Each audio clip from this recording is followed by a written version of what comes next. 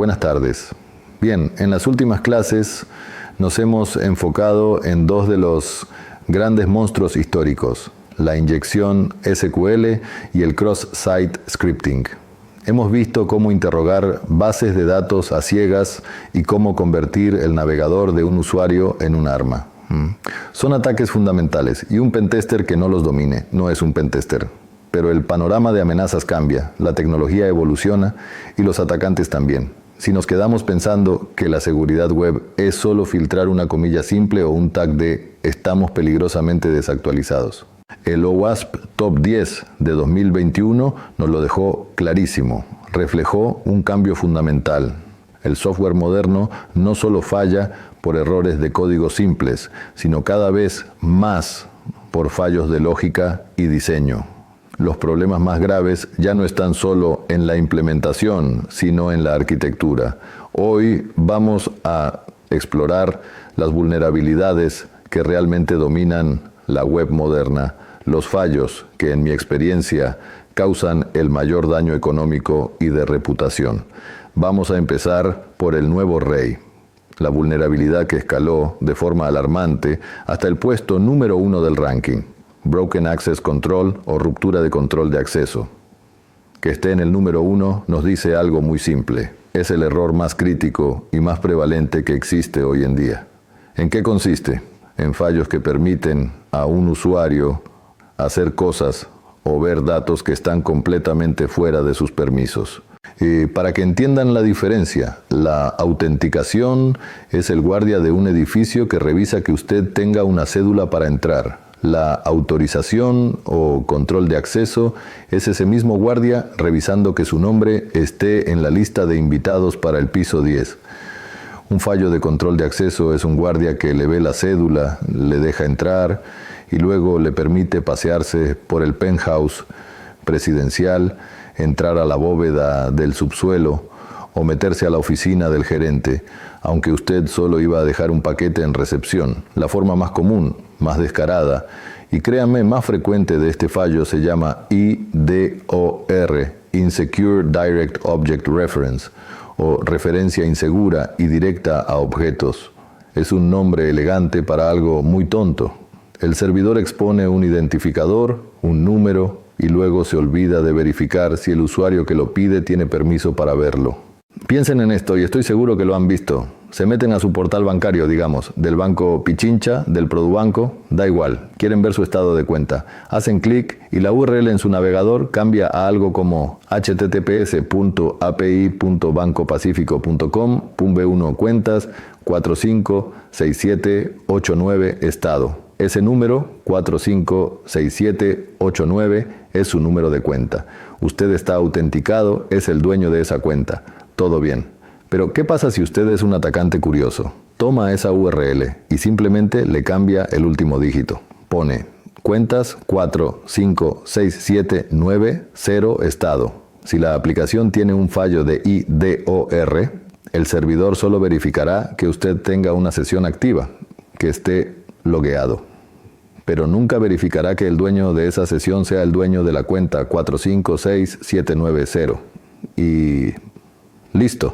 La aplicación, obedientemente, le devuelve el estado de cuenta de su vecino. Ahora multipliquen esto por 1.000.000. Un script que pruebe todos los números. Vemos esto en todas partes, todos los días aquí en Ecuador. Piensen en el portal del IESS para ver citas médicas. Ver cita médica ID 12.345. ¿Qué pasa si pruebo con 12.346?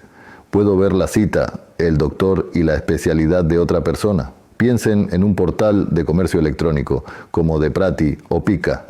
Usted compra algo y va a ver factura ID 9.901. ¿Qué pasa si pruebo con 9.902? Me descargo la factura de otro cliente con su nombre, cédula, dirección y todo lo que compró. Piensen en el sistema de notas de la universidad. Ver notas, Student ID 1001. Si pruebo con 1002, veo las notas de mi compañero. Esto es IDOR. Y es devastador. El servidor olvidó hacerse la pregunta más importante. ¿El usuario que está pidiendo esto tiene permiso para ver esto? ¿Cómo se previene? Y aquí quiero ser enfático. porque he visto a muchos desarrolladores cometer este error. La prevención no es usar números largos e imposibles de adivinar, como un UID A1, B, 2C, 3D, 4-, E5, F6, A7B, 8C, 9D, 0, E1, F2, A3, B, 4C, 5D, 6. Eso no es seguridad, es seguridad por oscuridad. Es esperar que el atacante no adivine el número. Pero, ¿y si el atacante obtiene el UUID de otro lado? En un correo, en un log, la vulnerabilidad sigue ahí. La única mitigación real es una comprobación del lado del servidor, siempre. Para cada petición que accede a un objeto, el servidor debe hacerse dos preguntas. 1. ¿Quién es este usuario? Sacado del token de sesión, request.user.id. 2. ¿Este usuario es el propietario o tiene permiso para ver el objeto que me está pidiendo? Object.owner_id. Si el request.user.id no es igual al object.owner_id, la respuesta debe ser un error 403, prohibido. No hay más, es simple, pero se olvida constantemente. Muy bien, ese es el número 1 y tiene que ver con permisos. El segundo en la lista, el A02, son los fallos criptográficos. Esto reemplazó al antiguo exposición de datos sensibles y el cambio de nombre es brillante. Ya no hablamos solo del síntoma, o se filtraron los datos, sino de la causa raíz. Usamos mal la criptografía.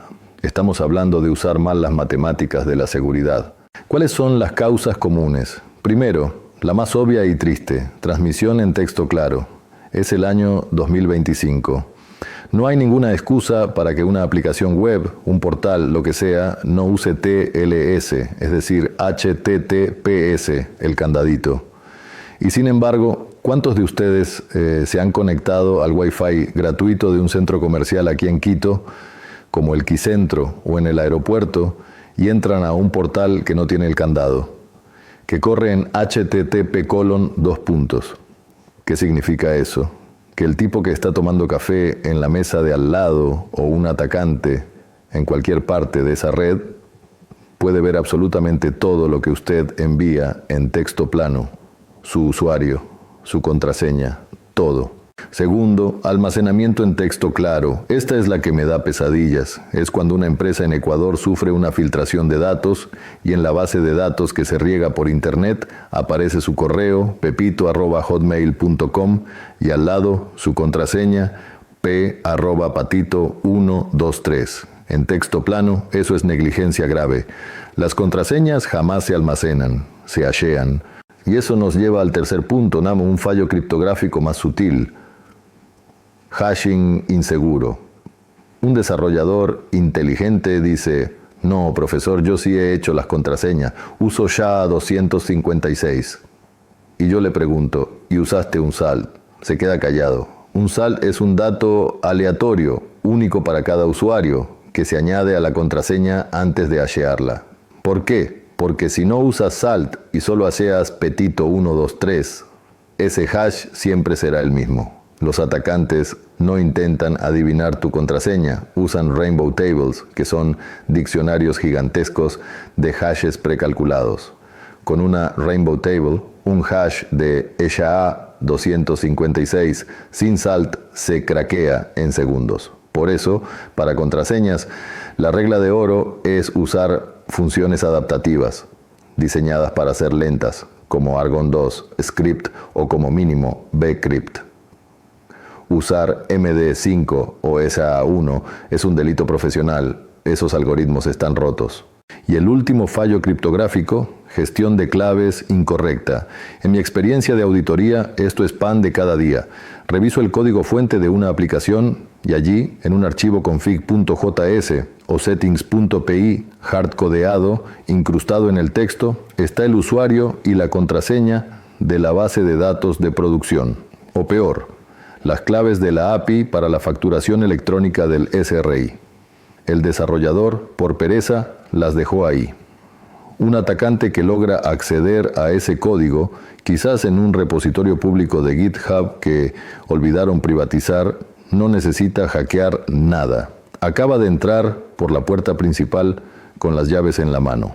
El tercer puesto que quiero analizar es una nueva categoría, el A04, diseño inseguro. Esto es fascinante, porque esto no es un bug de código, el código funciona perfecto. La vulnerabilidad es que el diseño, la arquitectura, el plano del sistema es inseguro. La diferencia clave es esta, el A05, configuración incorrecta, es cuando el arquitecto diseñó una reja de 3 metros de alto, buen diseño, pero en producción el implementador la configuró para que solo mida medio metro, mala configuración. En cambio, el A04, diseño inseguro, es cuando el arquitecto nunca dibujó una reja en el plano. El control de seguridad ni siquiera se concibió.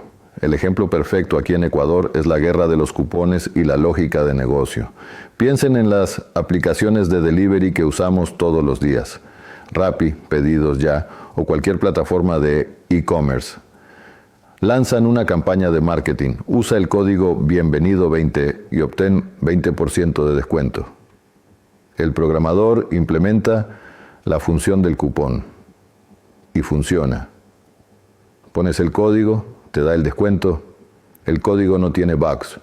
Pero ¿qué pasa si el diseño, el documento de arquitectura nunca especificó un solo uso por cliente, o válido solo para cuentas nuevas, o no acumulable? Lo que pasa es que un usuario astuto o un atacante toma ese código y lo usa 1000 veces, o crea 1000 cuentas falsas y lo usa 1000 veces. El sistema está funcionando perfectamente según se programó, pero el diseño de la lógica de negocio es un desastre de seguridad que le está costando miles de dólares a la empresa. Esto es un fallo de modelado de amenazas. Nadie en la reunión de diseño se paró a preguntar, ¿cómo podría alguien abusar de esta función? Y para terminar, la vulnerabilidad que, en la era de la nube, es una de las más catastróficas. A10, Server Side Request Forgery, SSRF, falsificación de peticiones del lado del servidor. El nombre es un trabalenguas, pero el concepto es simple. Es una vulnerabilidad que le permite a un atacante obligar al servidor de una aplicación a hacer peticiones de red en su nombre. El atacante usa al servidor como un títere. ¿Cómo funciona? El atacante busca una función donde la aplicación necesite tomar una URL de un usuario. El ejemplo clásico, importa tu foto de perfil desde una URL. Usted le da un enlace a su foto de Facebook o Imgur.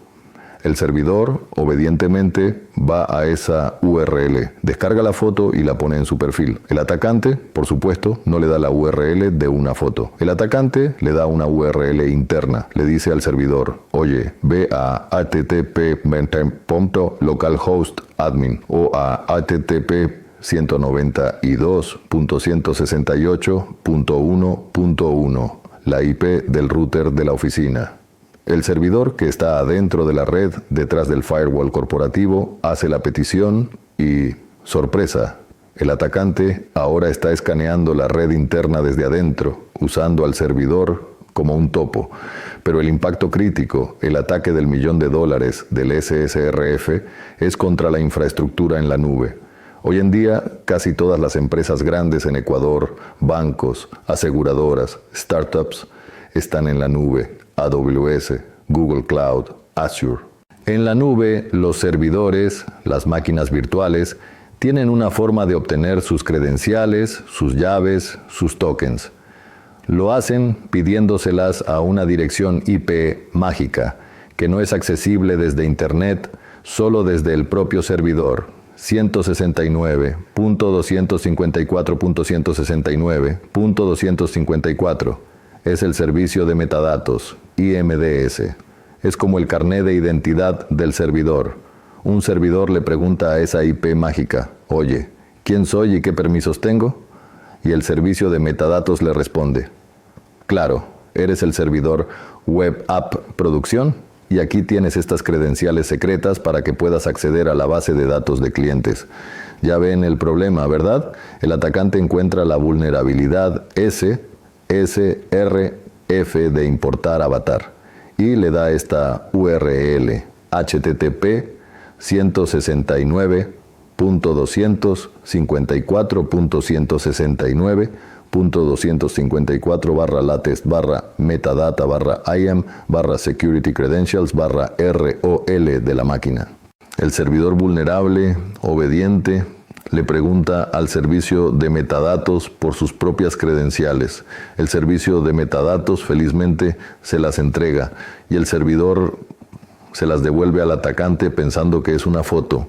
En ese momento es game over. El atacante no solo comprometió un servidor, acaba de robar las llaves del reino. Tiene acceso directo a la API de la nube. Puede apagar todos sus servidores, robarse la base de datos de producción que está en un bucket S3, borrar todo, o peor, crear 100 servidores para minar criptomonedas y pasarle la factura a la empresa. Es un desastre total. ¿La prevención? Nunca, jamás, confiar en las URL que da el usuario. Se debe implementar una lista blanca, allow list estricta. Si la función es importar fotos de Imgur, el servidor solo debe tener permiso para conectarse a api.imgur.com y debe tener una regla de firewall a nivel de red que le prohíba, bajo cualquier circunstancia, hablar con 169.254.169.254. Como ven, el campo de batalla ha cambiado. Ya no solo buscamos bugs de código, buscamos fallos en los permisos, IDOR, fallos en las matemáticas, cripto, fallos en los planos, diseño inseguro, y fallos en la confianza interna, SSRF. Su trabajo como futuros profesionales de seguridad ya no es solo ser técnicos, es ser arquitectos del escepticismo. Eso es todo por hoy. ITESUT, Instituto Superior Tecnológico Universitario de Transporte.